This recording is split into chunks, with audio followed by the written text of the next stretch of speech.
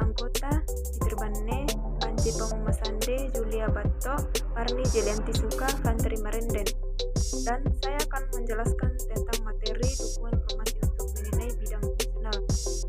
Nah, dalam setiap organisasi bisnis selalu terdapat berbagai bidang fungsional yang dikelola untuk pencapaian tujuan, sasaran strategi, rencana, dan program kerjaan perusahaan. Yang kedua, bidang-bidang fungsional yang menyelenggarakan berbagai fungsi penunjang yang tergolong pada kategori pertama adalah bidang produksi, bidang promosi, bidang penjualan. Jenis-jenis informasi yang dibutuhkan yaitu informasi di bidang ekonomi, informasi di bidang politik berkaitan erat informasi di bidang politik, informasi tentang lingkungan, informasi tentang pemasukan. Informasi di bidang ekonomi yaitu termasuk dalam jenis informasi tentang pertumbuhan tingkat ekonomi, penanaman modal, baik asing maupun domestik. Informasi di bidang politik yaitu seperti yang menyangkut tentang sistem pemerintah negara, kecenderungan satu partai politik tertentu dalam perumusan kebijakannya apabila memenangkan pemilu. Berkaitan erat informasi di bidang politik yaitu dunia usaha juga perlu memiliki informasi tentang situasi keamanan dan ketertiban umum. Informasi tentang lingkungan yaitu informasi sumber daya alam, kebijakan pemerintah tentang pemanfaatannya. Informasi tentang pemasakan yaitu bahan mentah dan bahan baku untuk diolah menjadi produk tertentu. Produksi sebagai bidang fungsional. Tujuan dan berbagai sasaran perusahaan dalam arti pertumbuhan, perkembangan, perolehan keuntungan, return on investment atau ROI, return on equity atau ROE, berebutan pangsa pasar yang lebih besar dan sebagainya hanya mungkin tercapai apabila perusahaan menghasilkan produk berupa barang atau jasa yang diminati pengguna, pelanggan, atau nasabah. Perusahaan dapat menempuh kebijakan untuk menghasilkan hanya satu produk tunggal yang menjadi andalannya, akan tetapi dapat pula menempuh cara diverifikasi produk. Pemasaran sebagai bidang fungsional.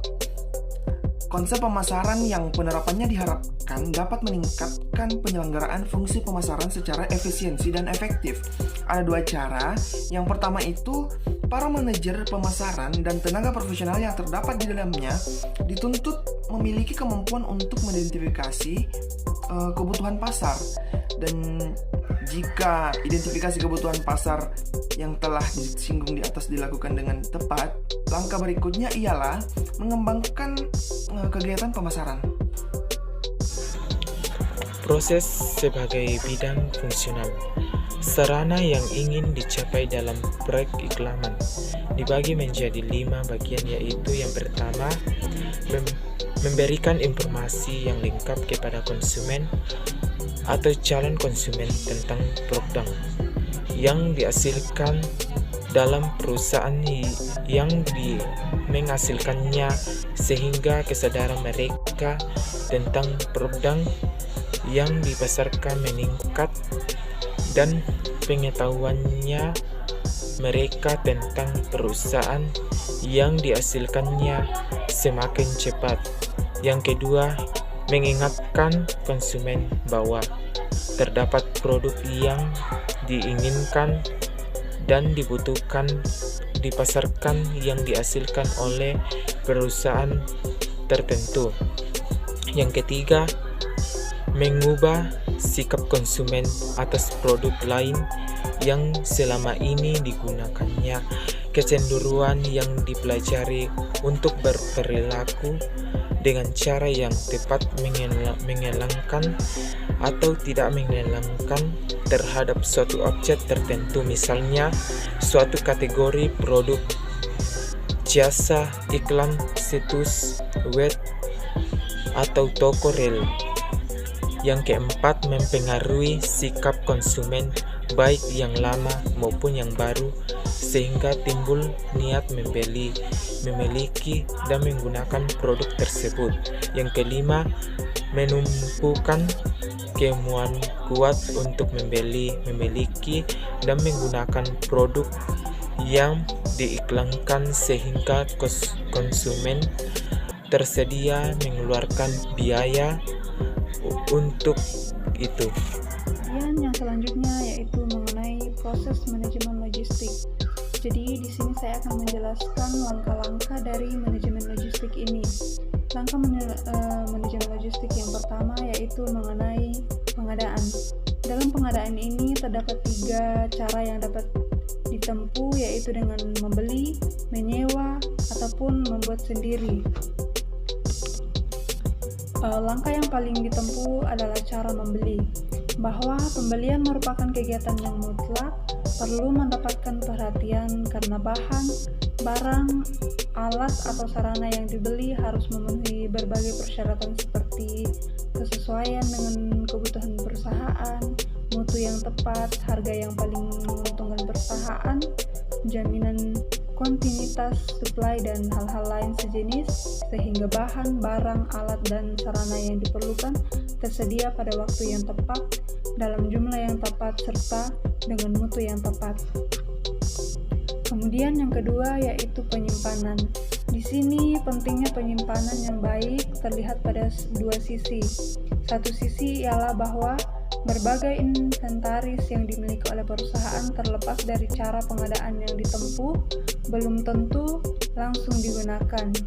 Kemudian bahan mentah atau bahan baku yang akan diolah lebih lanjut menjadi suatu produk. Kemudian yang ketiga yaitu distribusi.